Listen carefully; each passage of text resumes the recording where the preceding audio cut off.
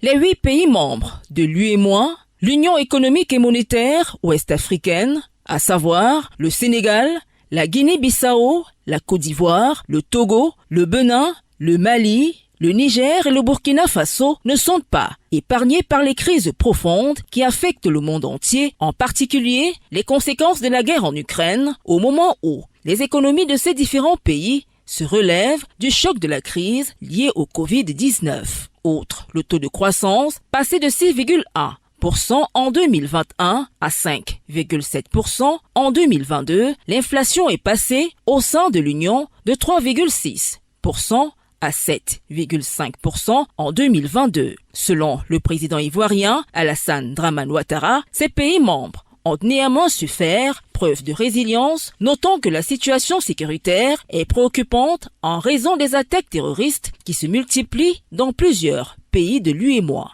Le sommet d'Abidjan s'est tenu au lendemain de celui à Abuja des 15 pays membres de la CEDEAO, à laquelle appartiennent ceux de l'UEMOA, qui a notamment décidé de créer une force régionale devant intervenir non seulement contre le djihadisme, mais aussi en cas de coup d'État, comme la région en a connu plusieurs depuis 2 ans. Plusieurs pays ouest-africains sont en proie à la propagation djihadiste qui, partie du nord du Mali, a gagné le centre de ce pays, le Burkina Faso, le Niger et s'étend vers le sud et le golfe de Guinée. Les armées nationales sont largement impuissantes et coopèrent avec des acteurs extérieurs tels que l'Organisation des Nations Unies, la France ou encore la Russie.